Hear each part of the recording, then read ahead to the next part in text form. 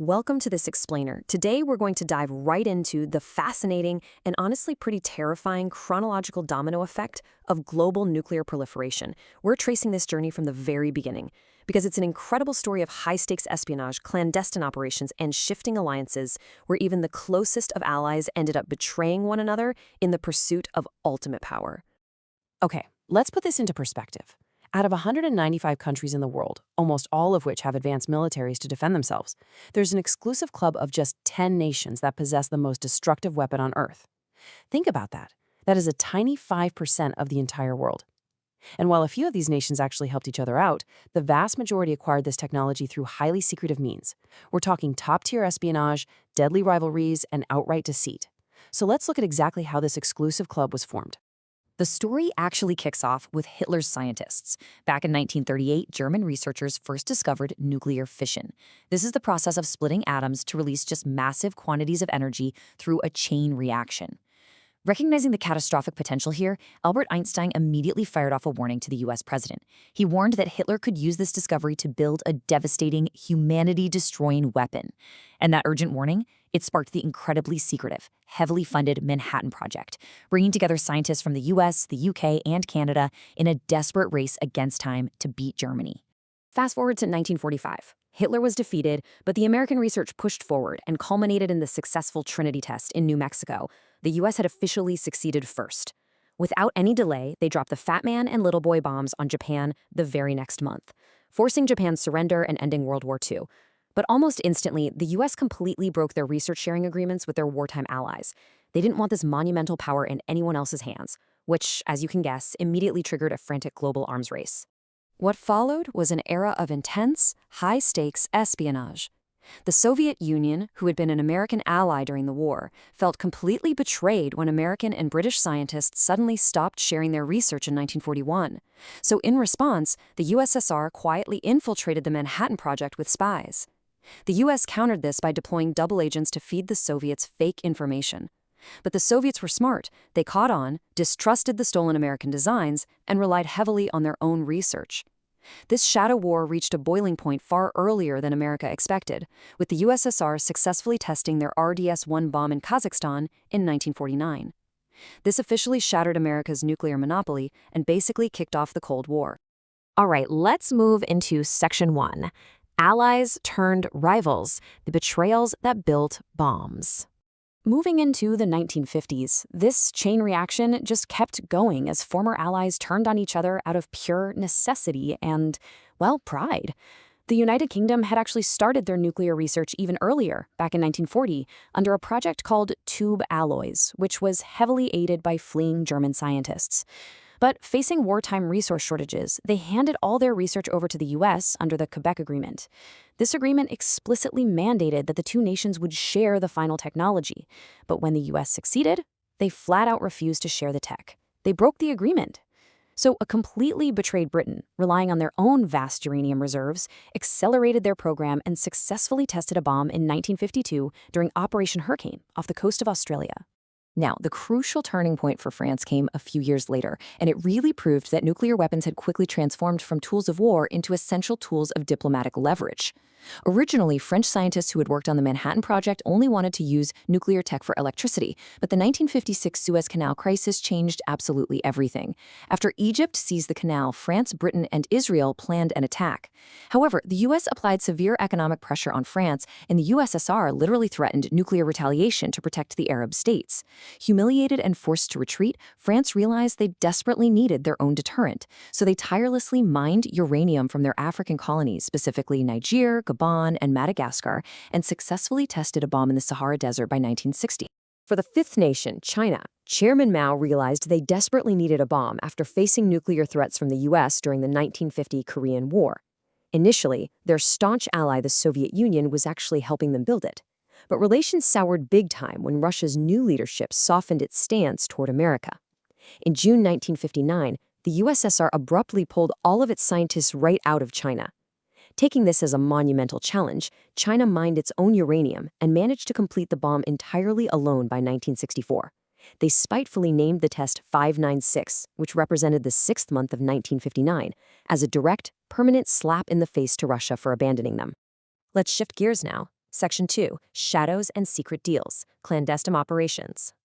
As this chain reaction spreads into the Middle East and Africa, things get wild. We start seeing honey traps, unbelievable covert operations, and some truly unprecedented international alliances. Take Israel. They are the only nation to never officially confirm or deny possessing nuclear weapons.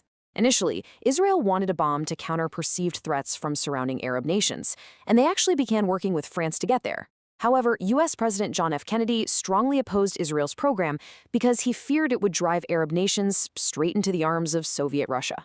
It was really only after the tragic assassination of President Kennedy that the intense American opposition faded, clearing the path for Israel to secretly complete their bomb in 1967. And the extreme secrecy of Israel's program remained largely intact until 1986. That year, a technician named Mordecai von Nunu blew the whistle, leaking photos and secret documents to the British press. The response was swift, and it was dramatic. The Mossad orchestrated a highly complex honey trap operation. They lured von Nunu into a trap, captured him, and smuggled him all the way back to Israel. He ended up being sentenced to 18 years in prison and remains under strict restrictions to this very day. Meanwhile, thousands of miles away, South Africa was facing its own severe isolation. Globally boycotted due to their strict apartheid laws and terrified of Soviet expansion in neighboring Namibia and Angola, South Africa felt incredibly vulnerable. So they struck a highly secret deal with Israel. In this bizarre exchange, South Africa traded their vast uranium resources while Israel provided conventional weapons, fighter jets, and crucial nuclear research. This shady partnership culminated in 1979 with something called the Vela Incident. What was it? Well, American satellites detected two massive flashes over the ocean, which is widely suspected to have been a joint nuclear test utilizing South African territory and Israeli technology. But here is a truly fascinating turning point in our timeline. Remarkably, following the collapse of the Soviet Union and the shifting global political landscape in 1990, South Africa made a historic, unprecedented decision. They became the very first and, so far, only nation in history to voluntarily and completely dismantle their own nuclear weapons program. Which brings us to Section 3, the Asian arms race, a subcontinent chain reaction. While South Africa was actually stepping back from the brink, the chain reaction of fear and rivalry triggered a fiercely localized arms race in Asia. It started with India and directly pulled in their neighbor, Pakistan. Now, Indian scientists had begun researching nuclear energy even before partition, and initially it was purely intended for generating electricity. However, a crushing defeat in a 1962 border war with China in the Himalayas, followed very closely by China's successful nuclear test in 1964, created a terrifying do-or-die situation for India. Using reactors obtained from the US and Canada under the strict guise of peaceful energy, India secretly developed a weapon.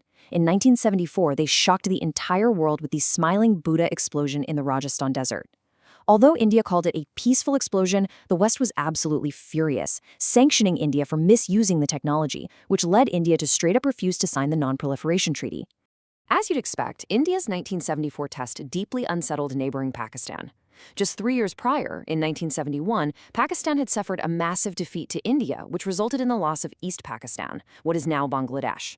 Driven by the fear of India's new nuclear capability, a Pakistani scientist named Dr. A.Q. Khan took some radical action. While working at a facility in Holland, he secretly obtained uranium enrichment centrifuge blueprints. These are the highly complex machines required to spin and create bomb-grade material. He brought those stolen blueprints back to Pakistan. And heavily aided by China, who naturally wanted a strong ally against India, Pakistan began its own covert program. The tension on the subcontinent peaked dramatically in 1998. India, having taken about 20 years to fully weaponize their initial 1974 test, detonated 5 nuclear bombs. Just weeks later, Pakistan responded by conducting their own underground nuclear tests in the Ras Kho Mountains, successfully becoming the 9th nuclear-armed state. Interestingly, America had largely looked the other way during Pakistan's development phase. They underestimated their capabilities and were heavily relying on Pakistan out of sheer convenience, as they were a crucial ally against the Soviets in Afghanistan. Finally, let's look at Section 4, the final dominoes, proliferation and the future. You see, the blueprints obtained by A.Q. Khan didn't just stay in Pakistan. Their movement sparked the final, most dangerous and unpredictable phase of our nuclear chain reaction, creating shockwaves that we're literally still dealing with today. As global pressure mounted, a stunning event occurred in 2004. In a national television broadcast, Dr. A.Q. Khan took sole responsibility and confessed to selling nuclear technology to North Korea, Iran, and Libya, which led to his house arrest. Experts believe a massive clandestine trade took place here. North Korea, who possessed advanced missile tech, provided Pakistan with no-dong missiles capable of reaching deep into Indian territory. In direct exchange, Pakistan provided North Korea with the critical centrifuge blueprints needed to enrich uranium. And this brings us right up to the final domino. North Korea's founder had long believed a bomb was essential to deter the US and South Korea. After being repeatedly rejected by both the USSR and China when begging for weapons tech, North Korea used those exchange blueprints to test their first bomb in October 2006. That first one was actually so small, people thought it just malfunctioned. But in 2009, right as their leader fell ill, they demonstrated undeniable power with a much larger explosion that triggered a massive 5.0 magnitude earthquake on the Richter scale. This officially made North Korea the 10th and final nation to build the bomb. Which brings us to today.